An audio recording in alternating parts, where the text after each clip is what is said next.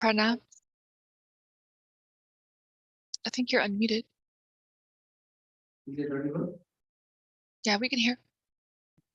I can hear.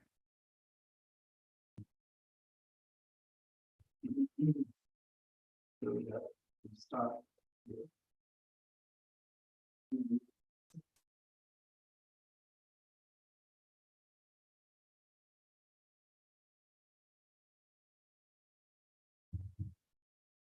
Shri Guru Namaha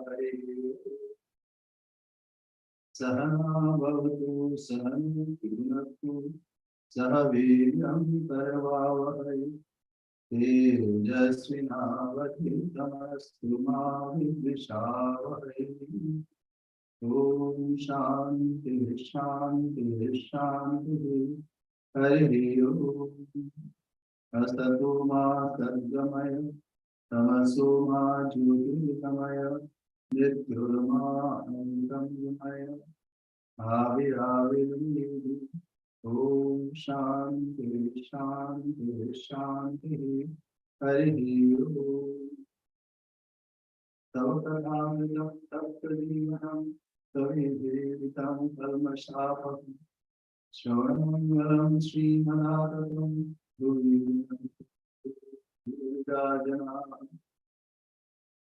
Yatharmi Dahita Shakti Ram Krishna Sitahya Sarva Vidya Swarupantam Saradam.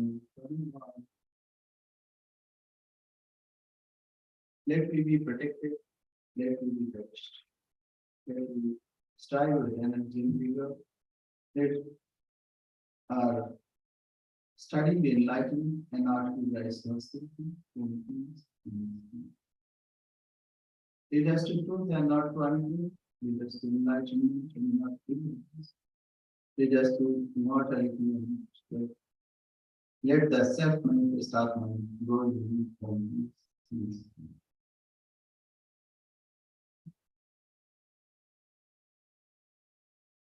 Your nectar-like words and warm and inspiring life stories, utilize the learned series, are indeed the indicator of shifts of ignorance, those who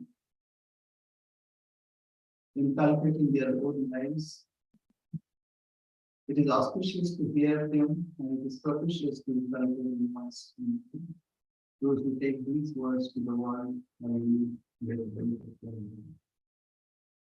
As the burning power in fire, similarly, you are in Sri Ramakrishna, Mother Saradadevi, who is the embodiment of all things. We are studying Sri Saradadevi and her divine will. And as we know, in Chandi, the Divine Mother took many births because every time she would take a new form to fulfill the same purpose, that is to remove the obstacles from this world, the demonical power from this world. And this happened many times. Previously, she used to carry some weapons and used to kill. And in Chandi, if you want to read, it is very difficult to read here. Such is the description there. But this time it is completely different. It's Matri Murti, mother form. It is full of compassion, full of divine grace and simplicity. You know, somebody said, Mother, you are very simple. Mother said, can you find a simple like me anywhere? And in reality, you cannot find such a simple lady. And it is Mother, power of Mother, that is conquering all countries. If we come to Swamiji first, because his dazzling personality, his eloquence, all his divine qualities that attract people. But gradually they come to Sri Ramakrishna because they find that the source of Sri Swami Vivekananda is Sri Ramakrishna. But ultimately all gather at the feet of Mother. Sri Ramakrishna may be likened with the Surya, the sun. It's brilliant, bright and beautiful. But Mother is soothing moon. And it pleases everyone. All like there is none who can dislike such a great power. So we'll start from the beginning, her childhood and how she spent her child days and how she grew, because all are important, so all details are to be known. She is power herself. Brahman and Shakti are identical. Brahman alone cannot manifest. It is like Shiva. Shiva is like shower. Shower means thoughts. Thoughts cannot move. But it is the power that moves everything. So power is the glory of power. Whatever we see is glory of power. Of course, we need that background, that substratum on which this power displays. But in ultimate reality, in ultimate analysis, we find it is the same entity who manifests as the substratum and also as the power, the play. So without further, let us go to the text. Paul. Swami, can you read that Sanskrit intro so it'll be better? Anambati and in Italic village in Bengal. Itham yada yada Vada Danava Danava Bhavishyati Tada Avadiyartham Karishyami Arisham Shayam. That means whenever the demonical powers try to disrupt or destroy this world, I shall incarnate and destroy those enemies of divine being. So we find in this world also demonic power, power of lust, power of consumerism, power of losing one's own character. So this power, how this can be conquered? It is only mother power that can conquer. In front of mother, all kinds of such ills can be destroyed, and without any weapon. That's the beauty of it. Yes.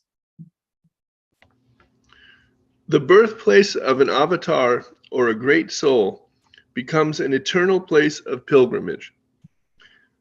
Ayodhya, Mathura, Bethlehem, Navadvip, Kamarpukur, Jairambati, the places of Ramachandran, Krishna, Jesus, Chaitanya, Ramakrishna, and Saradadevi, respectively, are forever marked on the world map. In the 19th century, Kamarpukur and Jairambati were insignificant villages of Bengal, almost unknown to the outside world.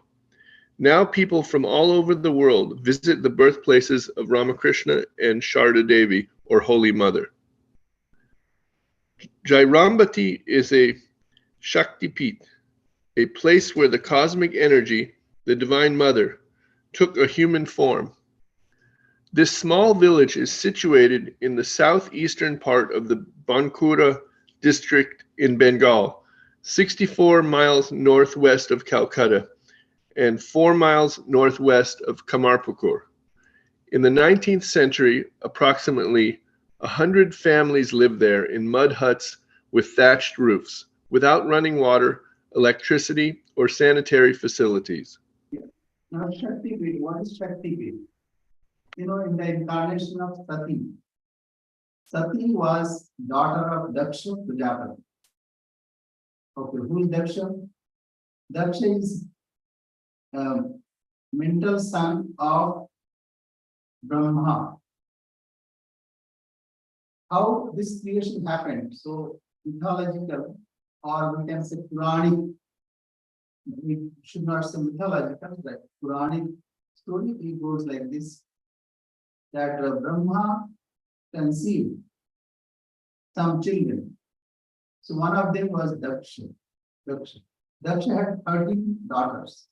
One of them was Sati. And Sati was married to Shiva.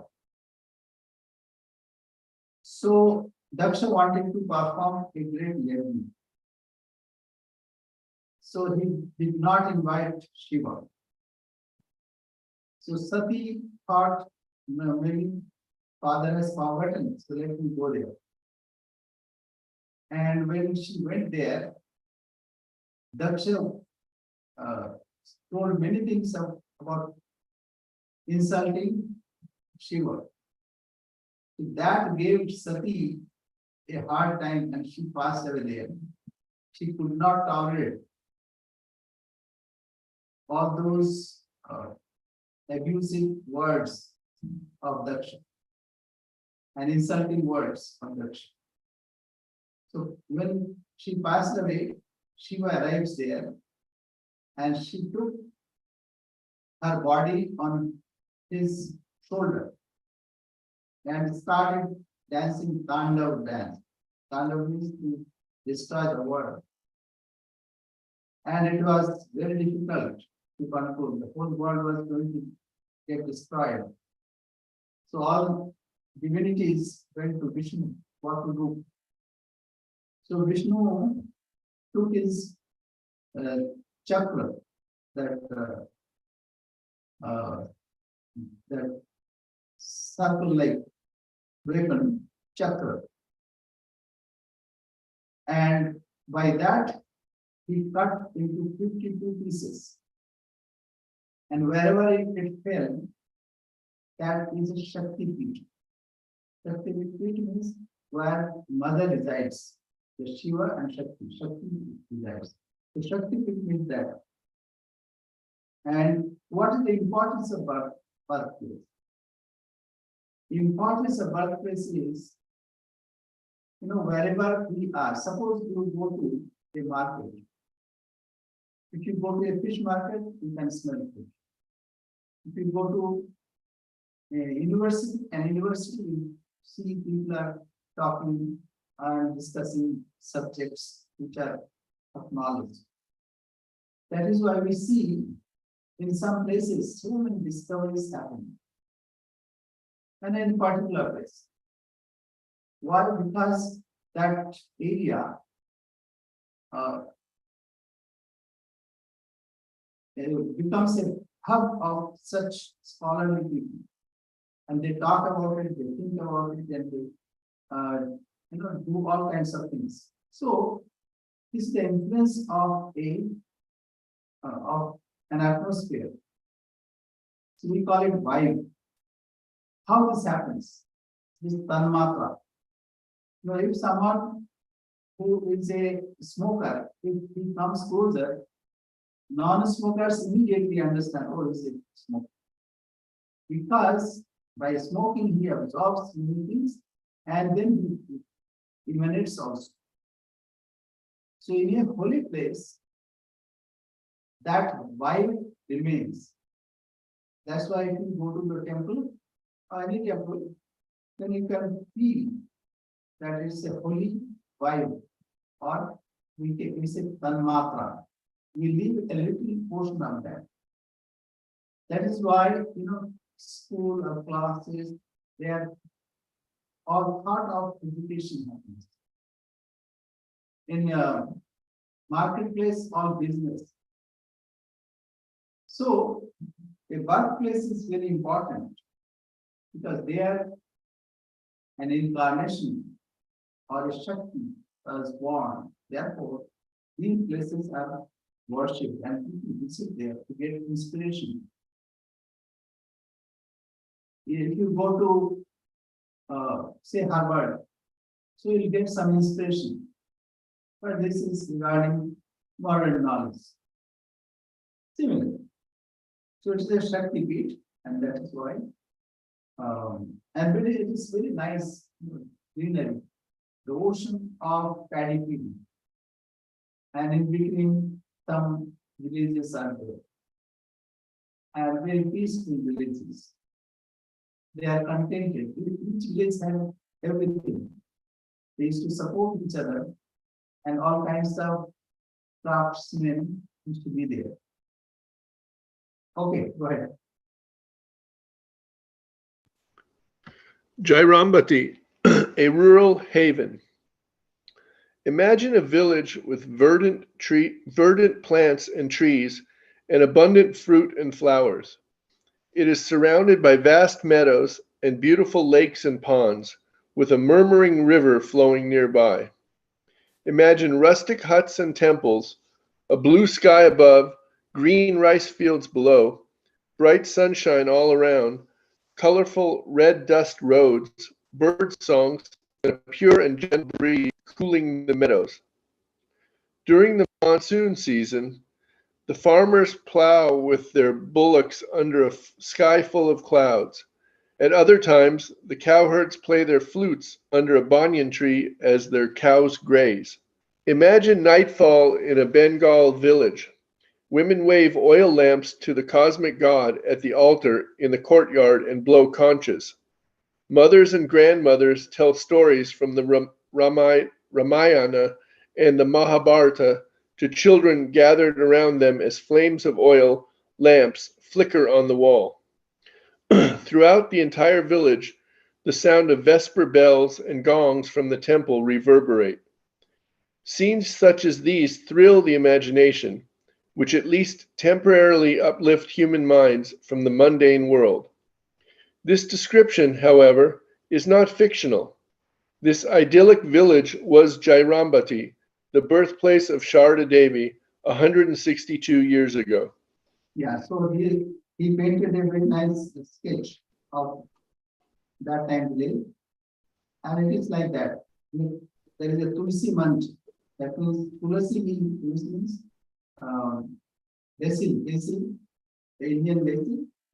So it is considered as place for worship, and their God desire. So the women, they put their sari and it will go round like this and with veil. So they will offer their prayers, and as we described, the children would gather and something is offered. The children would get some prasad, and stories are also told of previous Ramayana, Mahabharata at that time. Nowadays, changed it drastically. Nowadays, like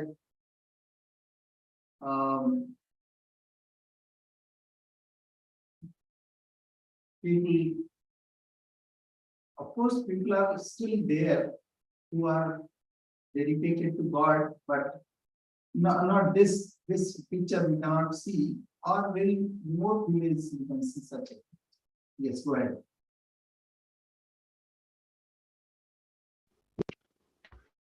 In Sharda Devi's time, Jairambati was a small village surrounded by fertile agricultural land. The villagers grew rice, wheat, lentils, potatoes, beans, chilies, sugarcane, and cotton, among other crops. Most of the villagers supported themselves by farming and fishing.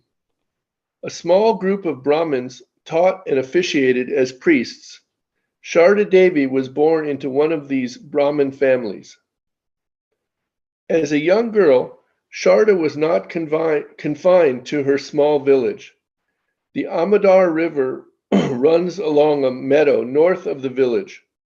Sharda considered it to be the Ganges and bathed there with her brothers during the rainy season when there was sufficient water.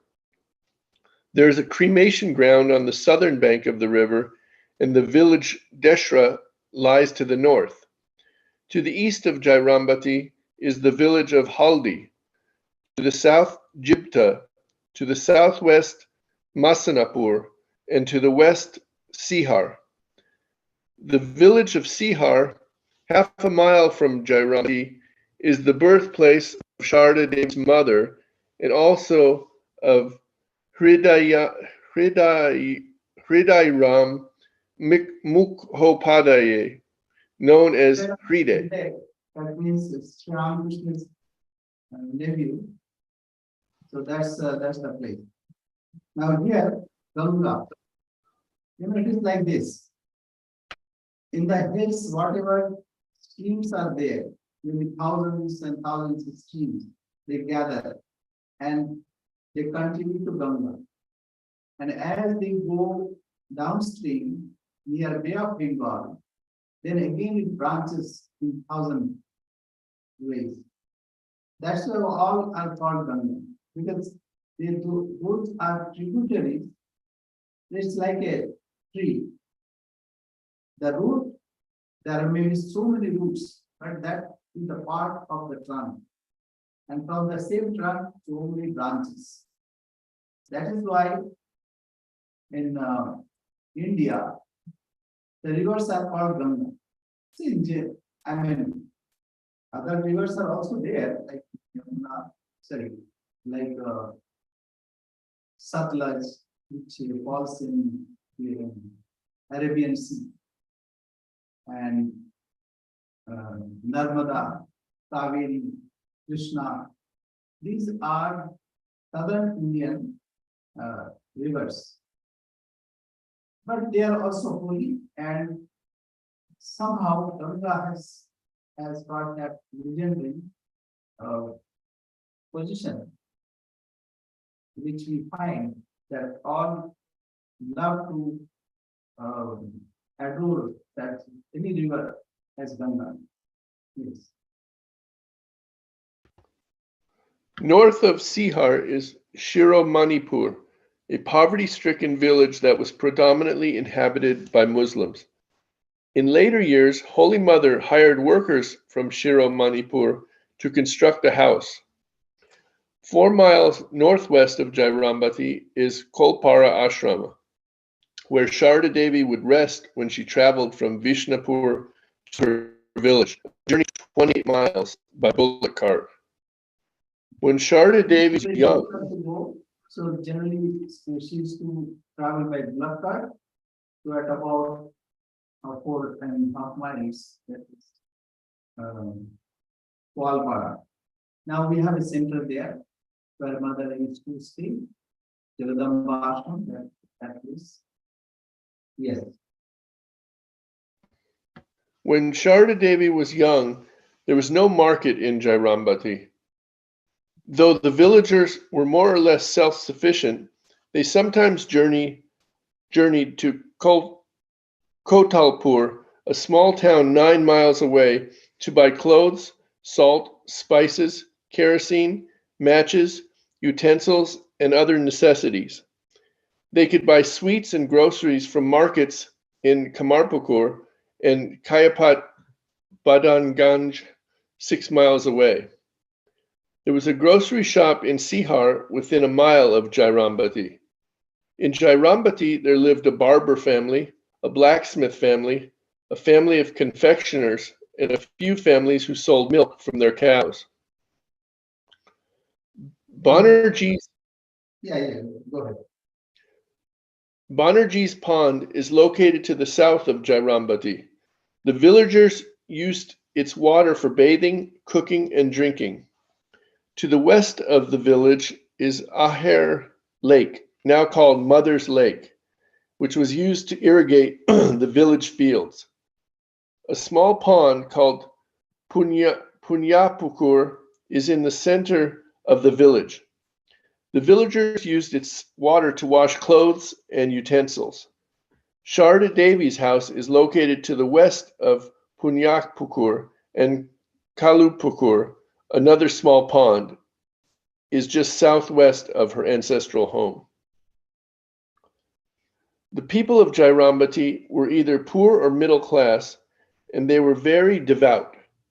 Religious festivals, performances of religious plays, recitals from Hindu mythology, kirtan, and devotional baul singing brought relief from the monotony of their daily lives.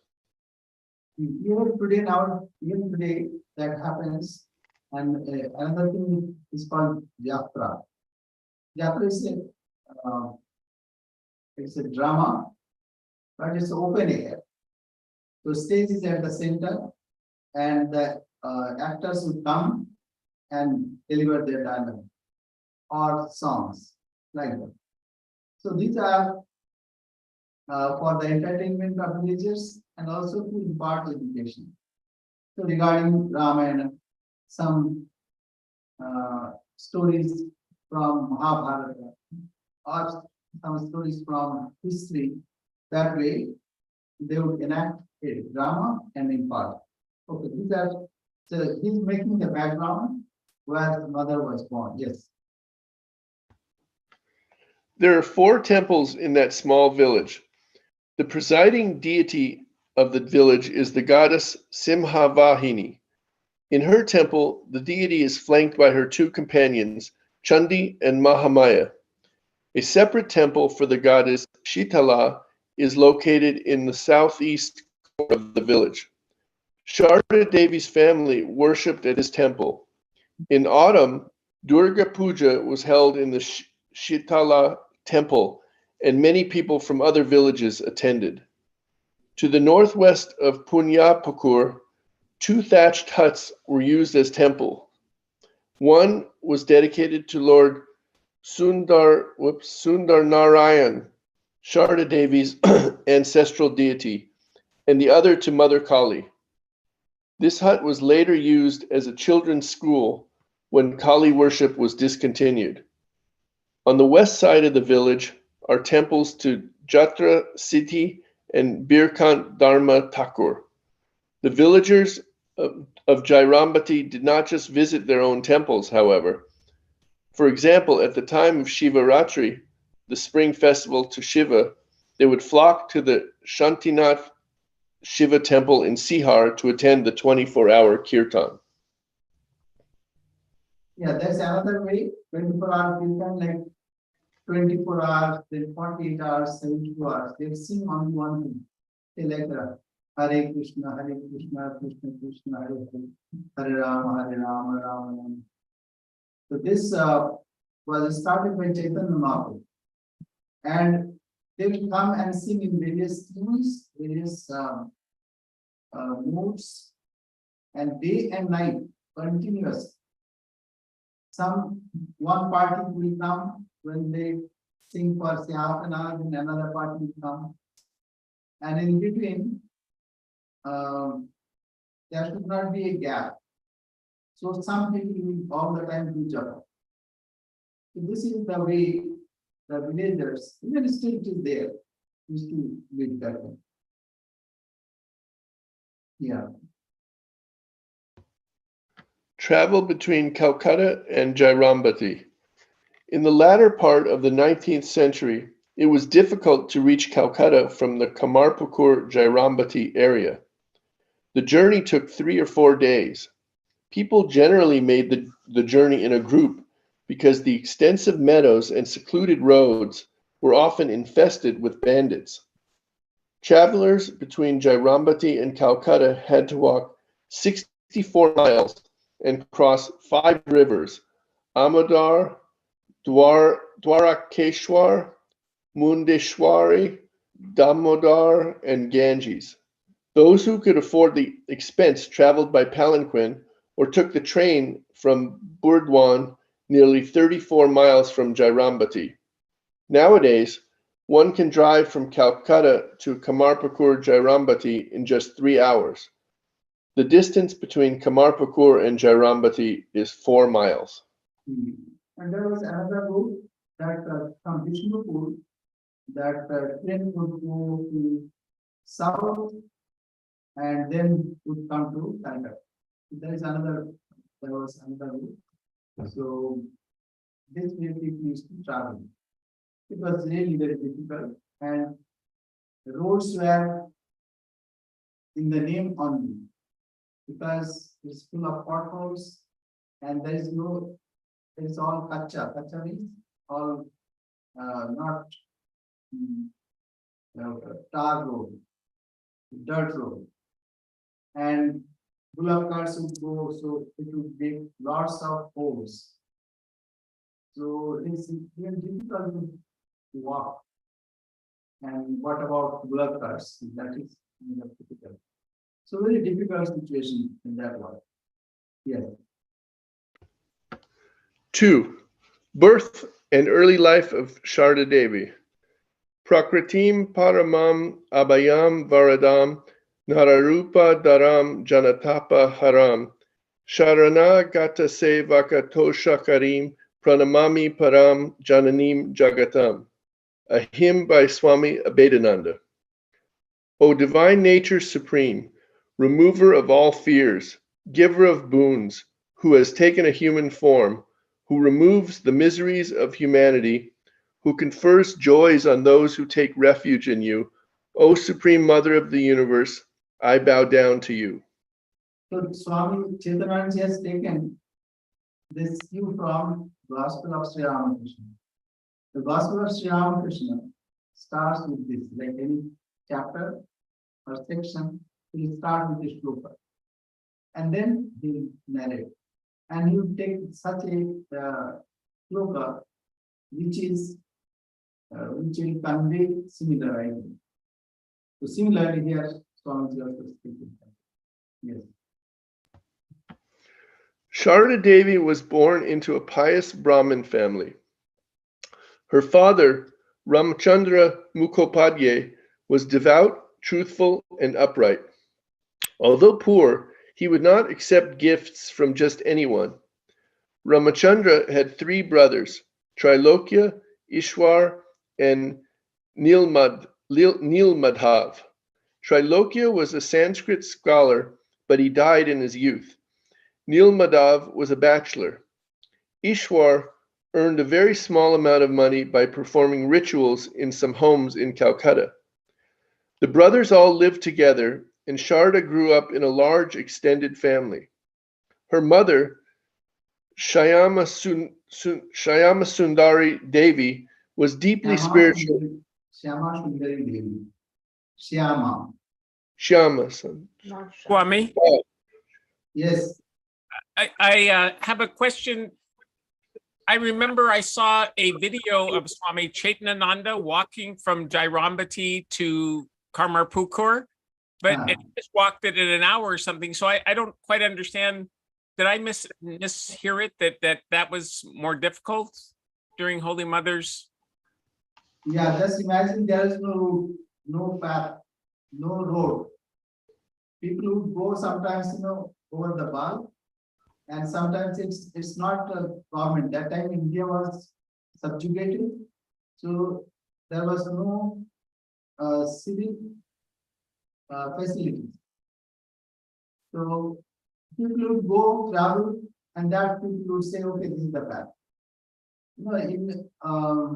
In some area you can find here also, like trails. So how trails become, like in our retreat we have a trail, and it's very famous.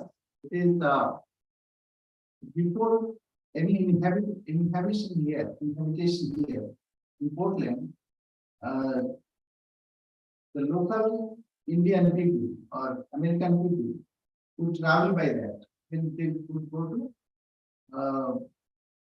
the Columbia River. That time that river also was not there. So they would go there. So that became a path. So here there is no constant rain, and especially the rain is And when it rains, it immediately washes up. But in India, especially Bengal, it is muddy and alluvial soil there. That makes a mud puddle. And so that time it's very hard time to even to go from one place to another. I have seen in my childhood also how difficult it was. Even people would walk on the bulb. The two properties are divided by a bulb, so people would go further. And gradually that will be so-called path. So it's a really difficult to imagine today how difficult it was. And then there were 4 or 5 rivers were there. And the ferry that is not available all the time. And in rainy season, it will be full rain. So all kinds of difficulties. And over and above that, mosquitoes and whatnot. Snakes, lots of snakes. There is no snake. In 7 years, I only saw one snake in our tree. But Indian snakes are very poisonous.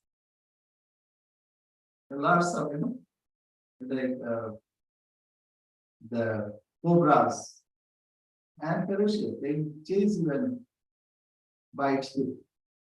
Like that. So it was really difficult.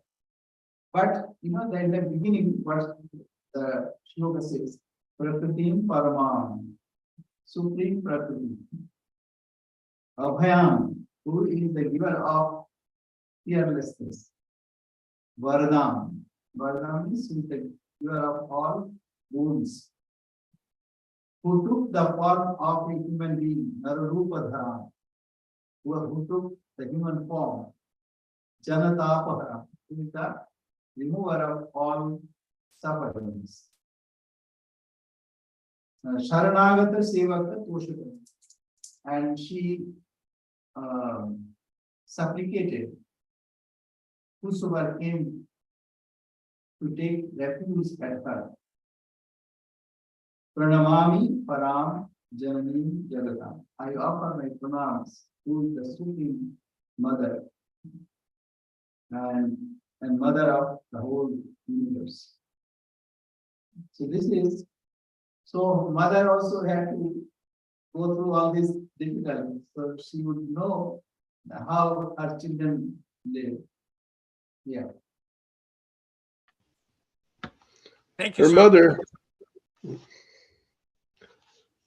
mother, Shama Sundari Devi, was deeply spiritual and came from the Majumdar family of Sihar. Sharda's maternal grandfather was Hari Prasad Majumdar, who had 5 sons, Ram Brahma, Tarak, Kedar, Shripati, and Vaikuntha, and 2 daughters, Sham Sundari and Dayamai. Sharda later described her parents. My father was a righteous man, a sincere devotee of Ramachandra. He was such a good heart. He had such a good heart and amiable nature that anyone passing by his house would be invited to share a smoke. He greatly enjoyed smoking tobacco and would prepare the smoke himself. Yeah. My mother was kind. Just a minute. Yeah, it's hard to hear you, Swami, by the way. One thing I forgot to mention that it is written that Ramchandra Mukhopadhyay would not take gifts from anyone. I mean, anyone and everyone, anyone. Or it is to very choosy. That was a custom. Like high caste Brahmin, they would not accept gifts from even ordinary people. What about low caste? So that was speciality to show that he was a Kulin Brahmin. Kulin, that means high level. If it is Shudra Jati, those who decide over low caste, so they are despised like Kudruyati. That is why brother of Sri Ramakrishna hesitated. Even many Brahmins hesitated to consecrate the Bhavadarini temple of at Dakshineshwar. They hesitated because Rani Rasmani though wealthy, but she was from low caste. So that was the custom that time. And Brahmins would not accept gifts from anyone and everyone, rather they were very choosy. So this is what I forgot to say. Yes, go ahead. Swami, Yeah. the microphone, something is wrong. It's very difficult to I understand you. The it's loud enough, but it's very, very fuzzy. So it's extremely difficult to understand what you're saying. Oh, I see. It's like a room mic or something. That mic you're speaking on, Swami, is not on, I don't think. Yeah. There is some. Can you keep that here? Just bring it closer. Yes, it's like it echoes. I understand. There is some problem. Swami, this happened once before. I remember when Swami, you had visiting Swami, that there were two microphones you were using, and one was very bad and one was quite good. I don't know if you're. David, I remember that too. It's kind That's why in the beginning I of asked. like it's feeding back. Yeah.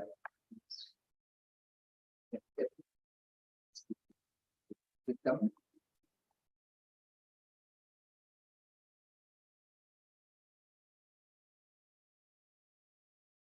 Should we just continue on? Just a few minutes.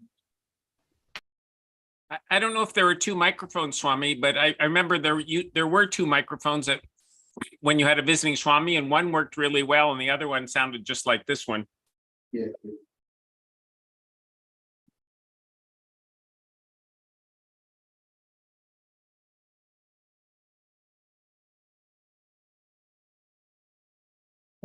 That's it.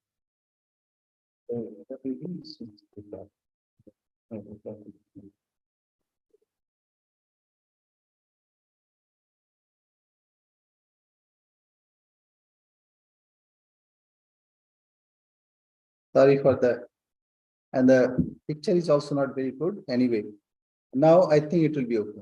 Yeah, now Definitely better, Swami. Yeah. That much better. Okay. Yes. Night and day. All right.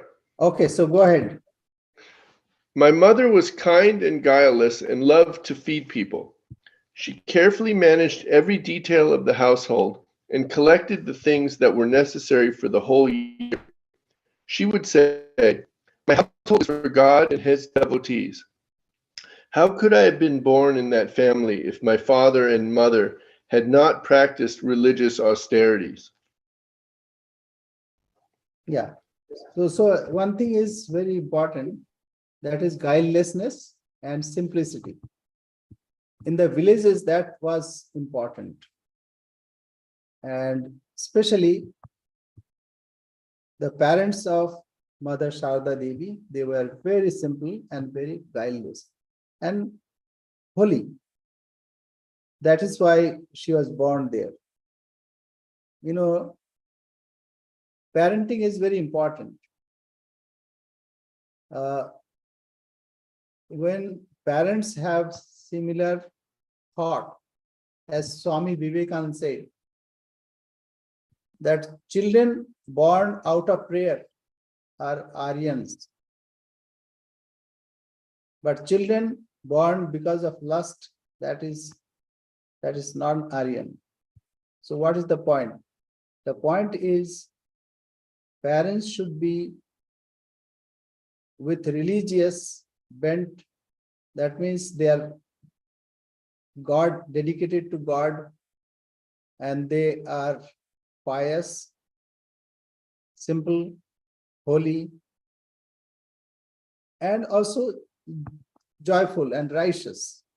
So all these are very important, that if one inculcate these qualities, so children naturally in their family will be good. You can see this in this life, that wherever such situations are there, children would be very good. Say, we can say, in a family of a singer, generally such soul comes and takes birth, who have that tendency of singing. And similarly, in a professor's home, those who are cultivating knowledge will find similar thing. Exceptions are also there. It's not that exception happens because of mental condition of the parent that time when they were conceived. So this is important from that standpoint, that Holy Mother's parents were very pious. Otherwise, Holy Mother would not have taken birth there. Yes. The birth of an avatar or a saint is often associated with supernatural phenomena. For example, as Ramakrishna's mother, Chandramani, once stood in front of the Yoga Shiva temple in Kamarpukur, she was surrounded by light and later felt that she had conceived a child. At the same time, Ramakrishna's father, Shudhiram, was in Gaya. Lord Vishnu appeared before him and said he wanted to be born as his son. Other examples: Kaushalya became pregnant with Ramachandra when she ate sacrificial cake. Lord Vishnu himself entered the womb of Devaki, Krishna's mother. And Jesus was born of the Virgin Mary, as the angel Gabriel had foretold. So A mystical event. yeah, just a minute. As you can see, all these parents were pious in their heart. What about Krishna? Krishna's parents were jailed. So in the jail, they all the time they prayed to God, "Oh God, please save us." So that prayer brought Krishna. If there was no such atrocities,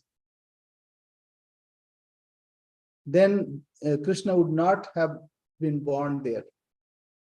That is why Narada especially, he played a pivotal part, and he convinced that his uncle, that what is the name? It's not coming. So Kamsa, yes. So he convinced Kamsa that, you are thinking that eighth child will come and kill you. But in a circle, which one is eight? Can you tell me?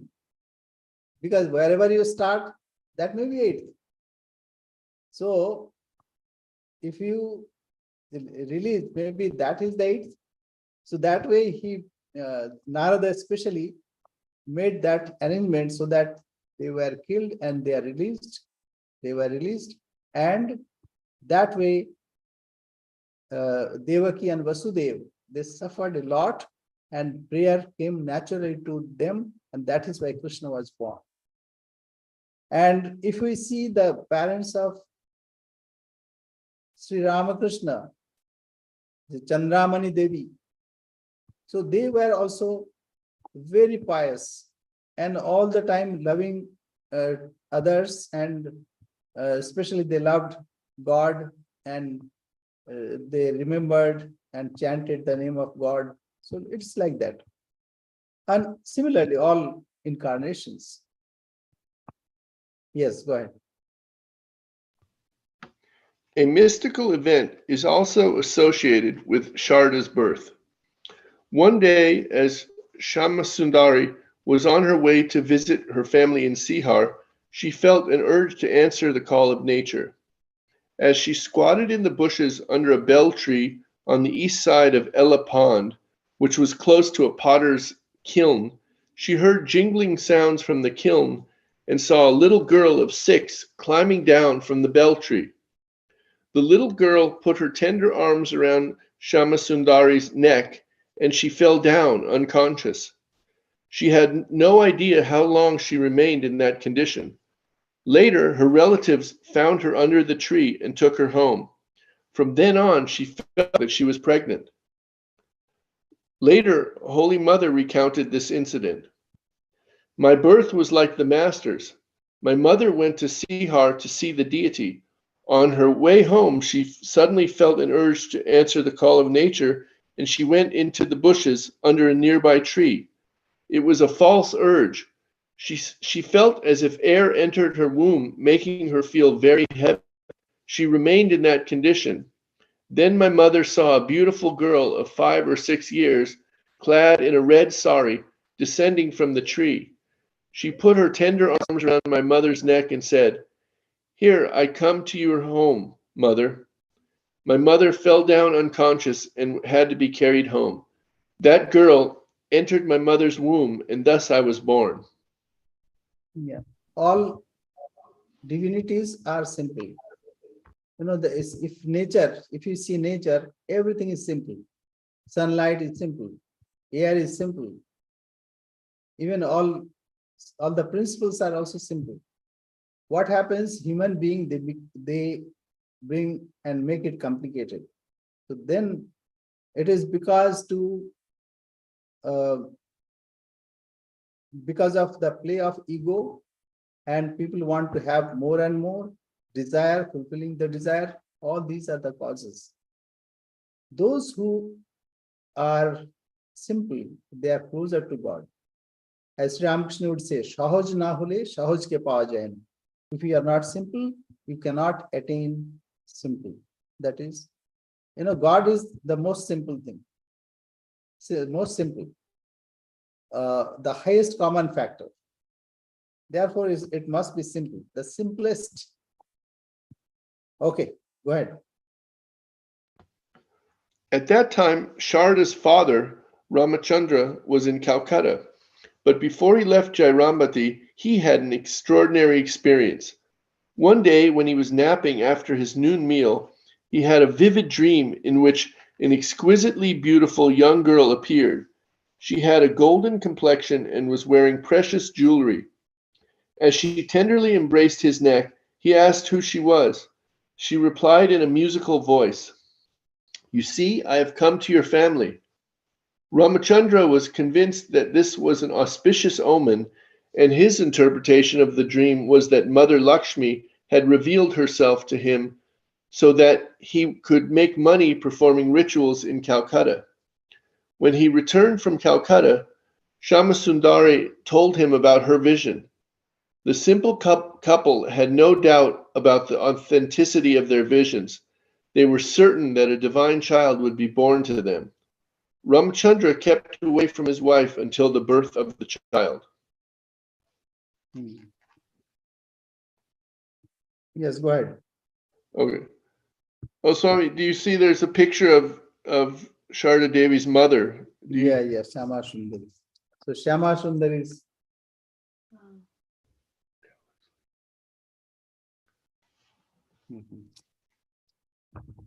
so simple lady. Yeah, like Holy Mother says, Sri Ramakrishna's mother also was very simple.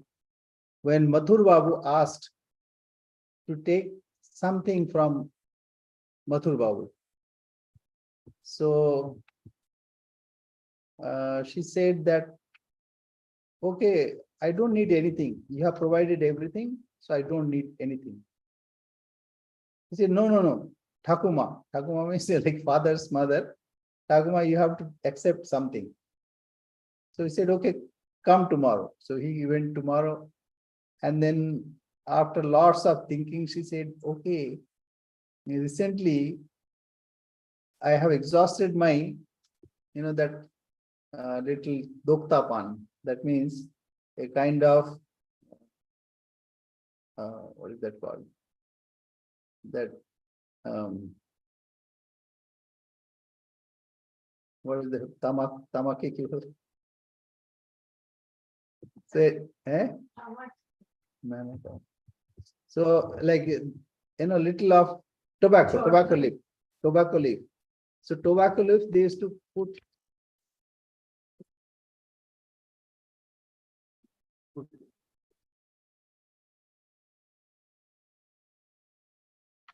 Snuff powder? yeah, tobacco leaf. So she used to use that. So she asked Mathur Babu. Mathur Babu was ready to give anything, lots of money, lots of, even property. But what she asked a little of tobacco leaf. Then Mathur Babu said, that is why you conceived such a son like Ramakrishna. That's why you are mother of Ramakrishna. Embodiment of like sacrifice and renunciation. Yeah. Okay, go ahead. Saradadevi, the first child of Ramachandra and Shyamasundari, was born on Thursday evening, 22 December 1853. As was customary, as soon as she was born, a conch shell was blown to announce the good news. Her family name was Sharadamani or Sharda. In course of time, this holy couple had 6 other children, a daughter named Kadambani and 5 sons, Prasanna, Umesh, Kalikumar, Bharata, and Abhay. Okay, just Sharada Mani. Mani means jewel. Sharada is my jewel. Even in villages, young children are called Mani. That means you are my jewel. So it is like that. So Sharada Mani, and there is a footnote. Once Swami Gaurishwaranandji asked Holy Mother who had given her name. The mother replied, my mother wanted to give me the name Shemankari. Before I was born, my mother's sister came to see her. She had a daughter named Sharada, who died very young. So I was born after her death. So my aunt said to my mother, you change your daughter's name and give her the name Sharada.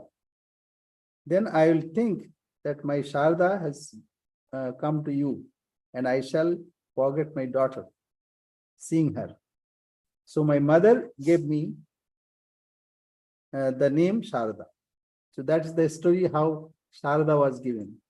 The name Sharada was given. So 22nd December 1853. It's a very important day. And some other siblings also were born to her. So yes, go ahead. Kadambini was married to Sudharam Chakrabarti in Kokanda village, but she died young without having any children. Umesh died when he was 17 or 18 years old and was unmarried. Abhay died while in medical school, leaving Saradadevi to look after his wife Surabala and daughter Radhu, who was born after his death.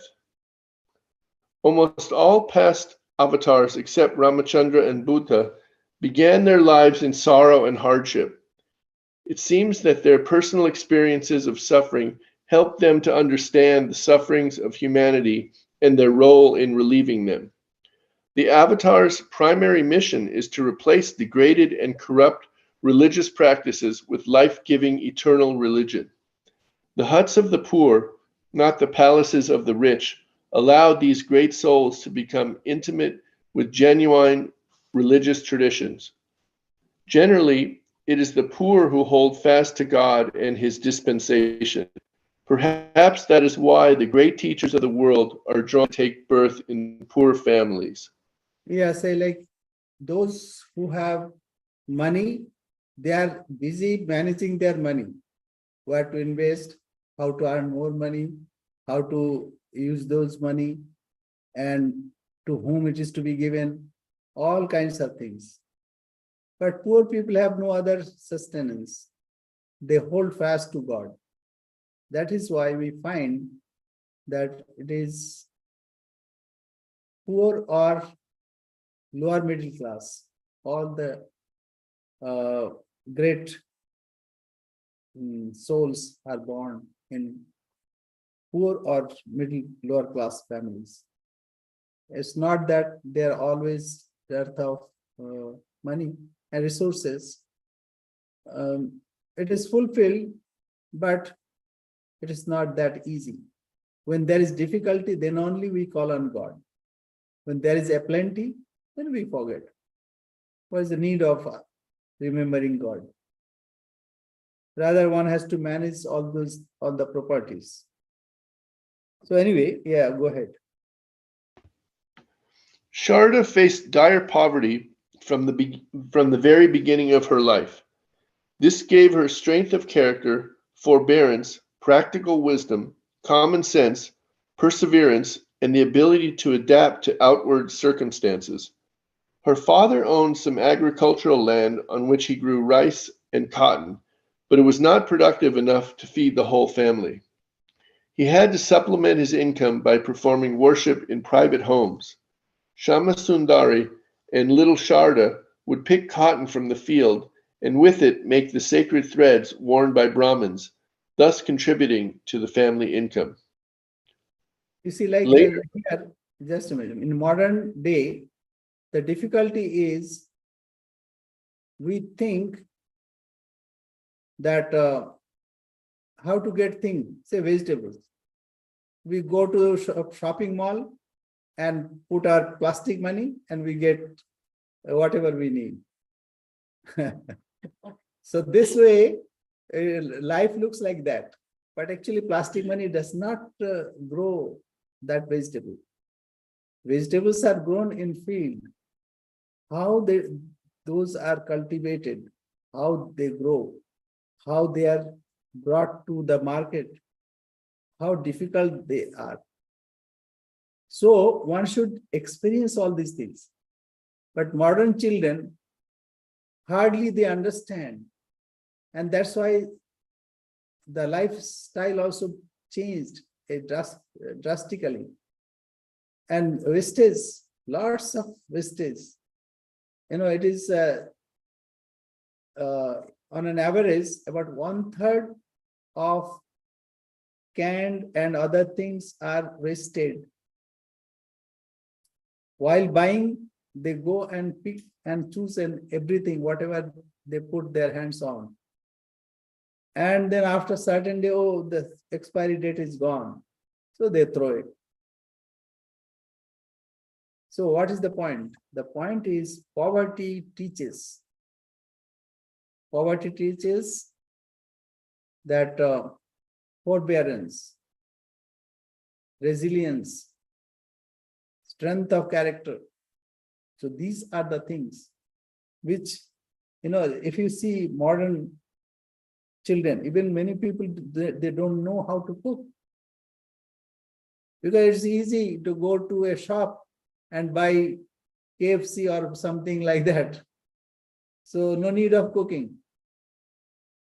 Or say like Burger King. So mother was not raised in that way. It was difficult for her. And that is why we see the character. Yes, go ahead. Oh, it's the time. Okay, we'll stop here. Have you completed the paragraph? let me see. Yeah, I mean, I think Okay, so. Poor We could, families. So poor families, yes. So we say the prayer. yeah.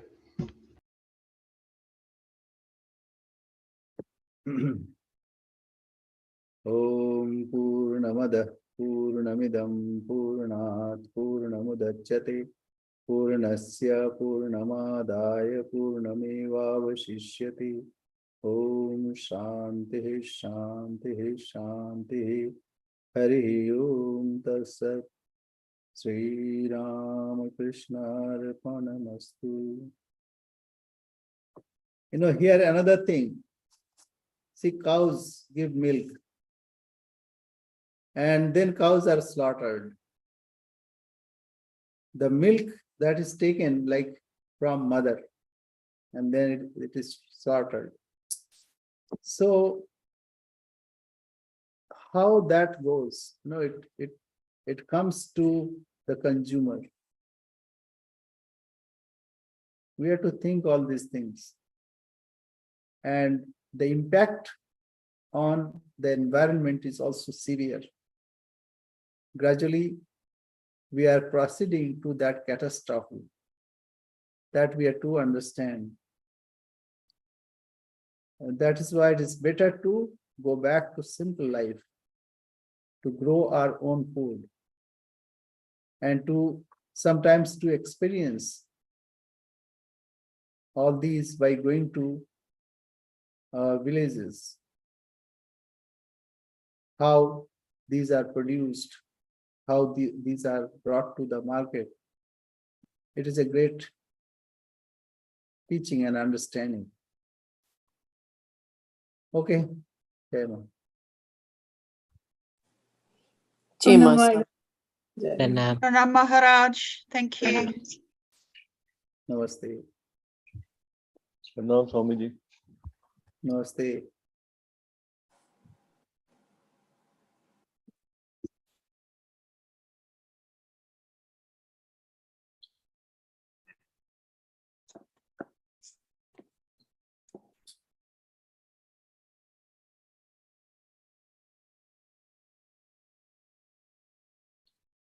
Doesn't matter how many times we read it, Maharaj.